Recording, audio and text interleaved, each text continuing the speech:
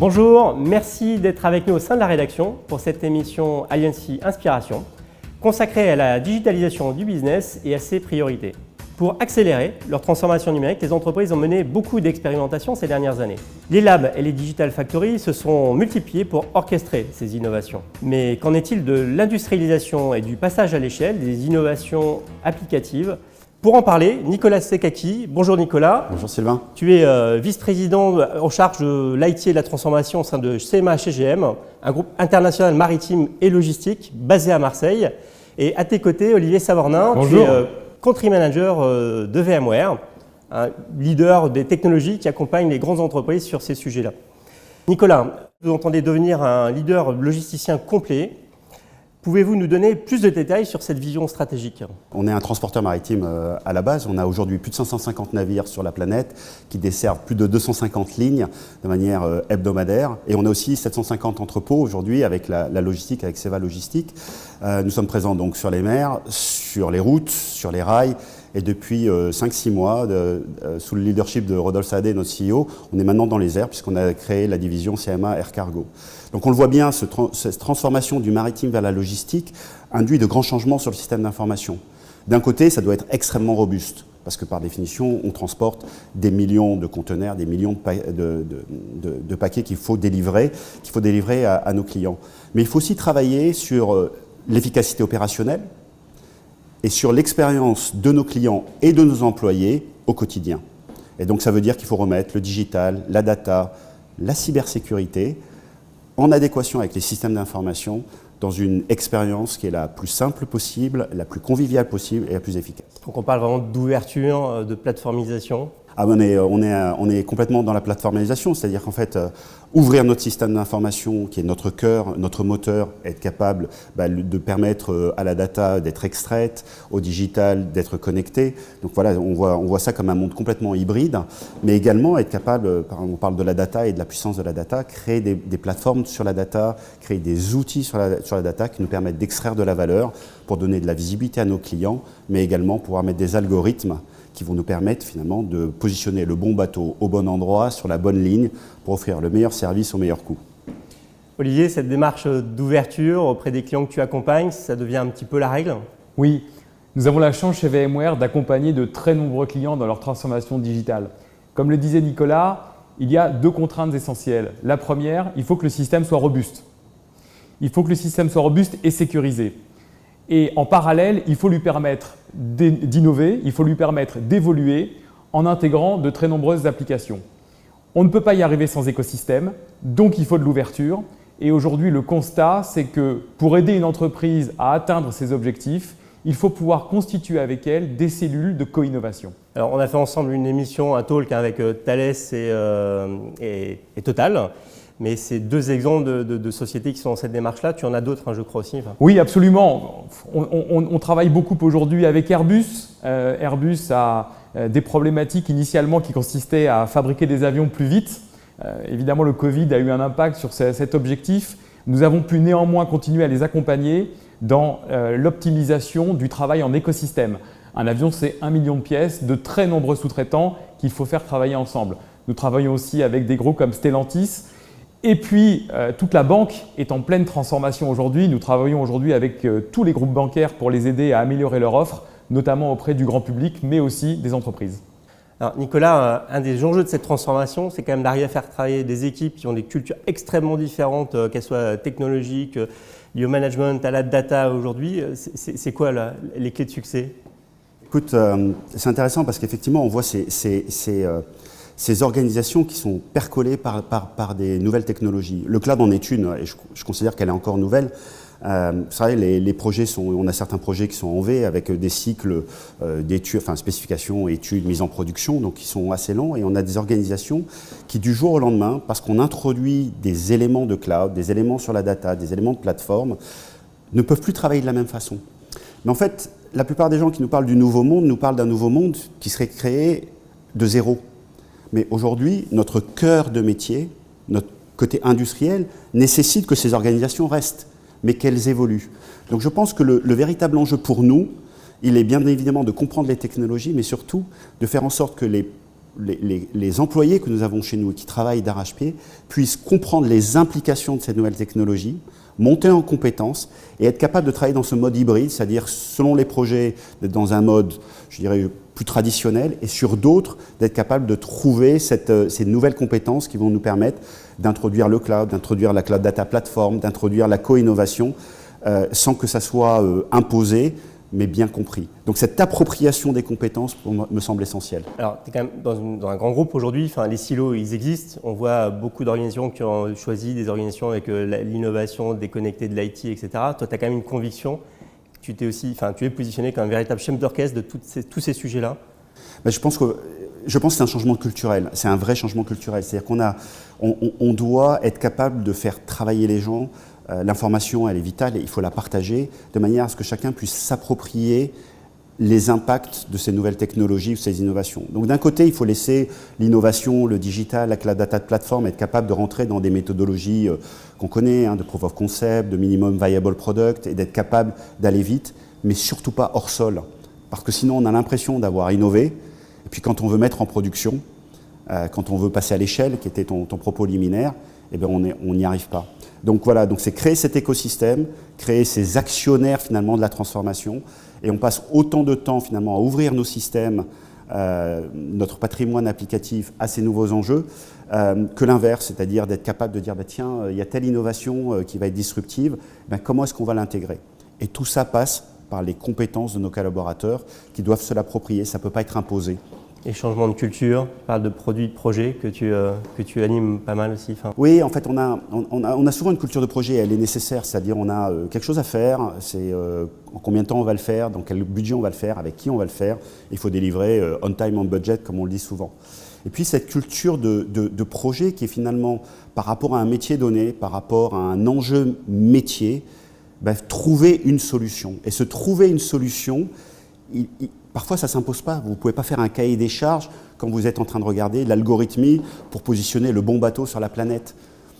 Parfois, l'algorithmie est extrêmement complexe. Et donc, il faut être capable, finalement, de se dire quel enjeu métier et est-ce que je suis capable de le faire et avoir une approche, finalement, plus itérative que l'on connaît, mais qu'on puisse le mettre en production rapidement. Et c'est comme ça qu'on a créé la cloud data, la partie data. On n'avait pas d'organisation autour de la donnée, et je pense que le digital, la data ont les mêmes sujets. Comment j'industrialise finalement l'accès à la donnée, le fait qu'elle soit unique, qu'elle soit dans un endroit particulier où tous les utilisateurs vont pouvoir chercher une donnée dont on a besoin. Mais derrière, quels sont les cas d'usage? Eh bien ça va être en mode factory et en mode co-innovation, donc en mode produit. Olivier, tu observes beaucoup d'organisations. Qu'est-ce que tu retiens de ce que tu observes dans ces sociétés? Le point qui est le plus intéressant, c'est que la traduction de la digitalisation consiste à générer de plus en plus d'applications.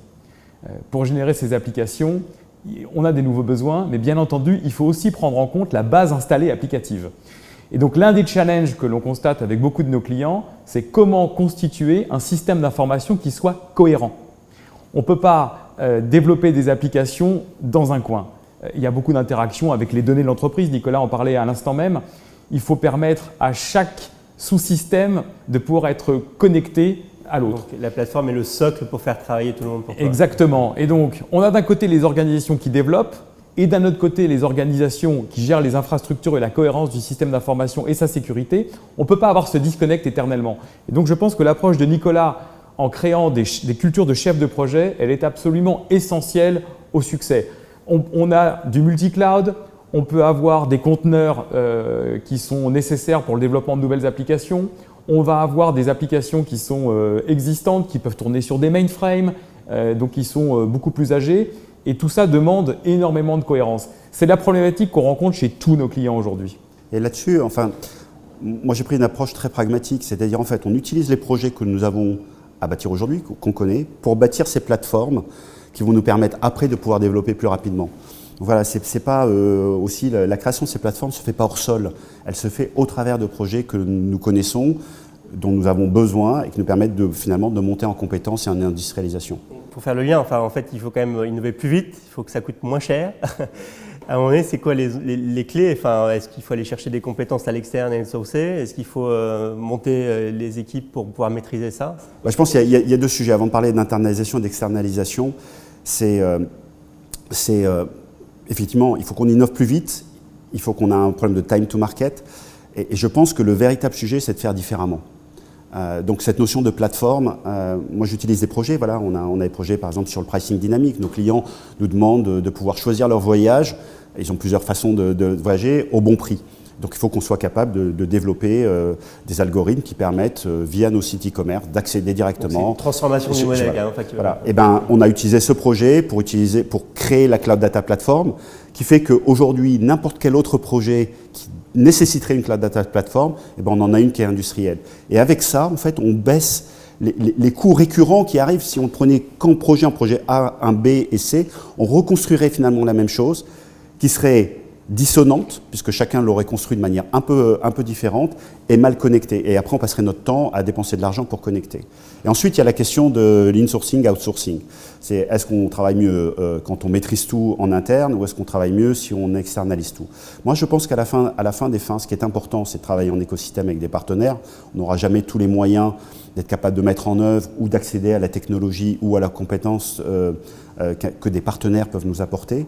Mais ce qui est fondamental pour moi, c'est d'avoir les compétences nécessaires en interne pour pouvoir penser le futur et maîtriser notre relation avec nos partenaires. Et en préparant, tu avais une image, il vaut mieux apprendre à pêcher que laisser pêcher à sa place. Oui, c'est ça. En fait, je pense qu'on le connaît. Enfin, dans l'outsourcing, même j'étais outsourceur quand dans mon métier précédent, infogéreur, il était très important d'avoir en face de nous un client qui est la compétence, parce que c'est un travail de partenariat, c'est sur la durée. Et même quand on n'est pas en infogérance, on travaille chez CMA avec des partenaires sur de nombreuses années. On est très exigeant avec eux, mais il est important aussi qu'on sache quoi leur demander, maîtriser aussi l'architecture, où est-ce qu'on veut aller, et qu'ils nous accompagnent dans ce chemin. Alors, mieux que personne, sur la place aujourd'hui, tu as été des années de l'autre côté de la place, d'un côté des offreurs de technologie. Quelles sont tes attentes en tant que client aujourd'hui, en termes d'agilité, en termes de relations? Moi, je trouve que c'est assez intéressant d'ailleurs de changer de côté entre fournisseurs et puis. Mais en fait, c'est la même chose parce que moi, je vivais mon expérience précédente comme un partenariat, c'est-à-dire en fait, on construit quelque chose ensemble, on est là pour durer. Enfin, l'écosystème de l'IT, du digital, de la data est assez restreint. Enfin, les clients ont besoin de nous, on a besoin d'eux. Et aujourd'hui, j'ai autant besoin de mes partenaires que quand j'étais de l'autre côté de la barrière. Donc, qu'est-ce que j'attends des partenaires? D'abord, c'est bien évidemment une efficacité opérationnelle, avoir les bonnes compétences, les bons prix, mais surtout d'avoir une transparence sur ce qu'ils font et comment on le fait. Moi, j'avoue que j'ai aucun problème pour dire où est-ce qu'on va à nos partenaires, parce que en fait, j'ai besoin qu'ils aient le maximum d'informations pour qu'ils soient proactifs, pour nous proposer d'autres moyens de faire. Et je crois que c'est aussi ce changement de culture qui est important dans la co-innovation, c'est partager, enfin, on est là pour durer, on est là pour travailler ensemble dans la durée. C'est sensible au temps long, enfin, on fait des choses dans oui, la durée. moi je pense qu'on a le temps long et le temps court ne sont pas du tout incompatibles. Quand vous avez une stratégie, il faut délivrer chaque jour, mais vous savez où est-ce que vous voulez aller. Et donc c'est ces deux chemins-là, savoir où on veut aller, savoir quand on ne sait pas exactement comment on va y aller, être capable de co-innover, et puis le reste, il faut délivrer chaque jour. Olivier, sur ces sujets externalisation, internalisation, tu observes quoi au niveau des entreprises que tu accompagnes? Ce que je constate aujourd'hui, c'est que l'avenir n'a jamais été aussi incertain. Et là, le Covid a encore accéléré cette perception. Il est donc essentiel, et c'est exactement ce que vient de décrire Nicolas, que chaque entreprise puisse garder le contrôle de sa vision. Donc je ne crois plus du tout dans un outsourcing complet, majeur, intégral, qui consiste finalement à confier les clés du camion à un outsourcer. C'est extrêmement compliqué à gérer et on perd le contrôle de son futur. Simultanément, le temps long est nécessaire. On ne peut pas changer d'avis tout le temps, ça devient très compliqué à gérer. Donc il faut permettre aux entreprises d'avoir le bon niveau de flexibilité. On peut prendre un exemple, le multi-cloud, il est présent, il est là. Certains le veulent ou ne le veulent pas, mais c'est un état de fait. Il est là dans toutes les entreprises. Et donc il faut pouvoir permettre aux entreprises, pour le projet A, de pouvoir utiliser une certaine technologie à un moment donné. Et puis ensuite, il faut être capable éventuellement d'évoluer, donc d'internaliser. Si j'ai besoin d'internaliser vite, il ne faut pas que ça prenne un an. Il faut que ce soit fait en quelques semaines. Et c'est vraiment ça la tendance qu'on voit aujourd'hui auprès de nos entreprises. On travaille tous en écosystème. Je pense que la co-innovation est devenue la norme. Il est essentiel donc de s'afficher dans un temps long et simultanément de permettre le bon niveau de flexibilité parce qu'on navigue quand même un peu tous à vue, sans faire de jeu de mots avec CMA, CGM. Alors, on a dit le mot, on a parlé de cloud. Enfin, le cloud a changé un peu la donne parce qu'on a vu des entreprises aller dans une démarche justement jusque boutiste à 100% cloud public d'ailleurs. Toi, ton approche est un peu différente. Enfin, c'est quoi l'approche un peu pragmatique autour du cloud que tu… Je pense que d'abord le cloud, c'est un bienfait. Ça nous apporte des capacités que nous ne pouvons pas avoir on-prem. Exemple, de temps en temps, on a besoin de beaucoup plus de puissance instantanée. On ne saurait pas le faire on-prem, on est limité. Dans notre métier, l'information et savoir avoir tous les indicateurs est fondamental. Donc on est un très gros consommateur de data, de reporting, demain d'algorithmes. Donc on a besoin parfois de puissance instantanée. Le cloud peut nous l'apporter.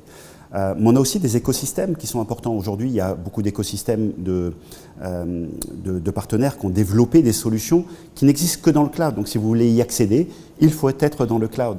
Et puis il y a aussi parfois des sujets de redondance. Si on l'a bien conçu dans le cloud, c'est plus facile d'être redondé ou d'avoir une meilleure performance. Et puis sur certains cas, ça peut être moins cher.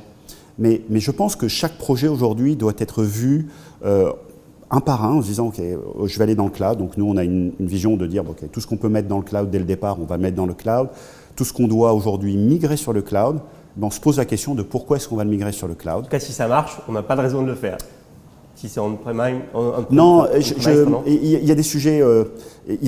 Non, on regarde vraiment notre système d'information aujourd'hui en se disant, ok, qu'est-ce que ça nous apporte de passer dans le cloud? On se pose ces questions-là.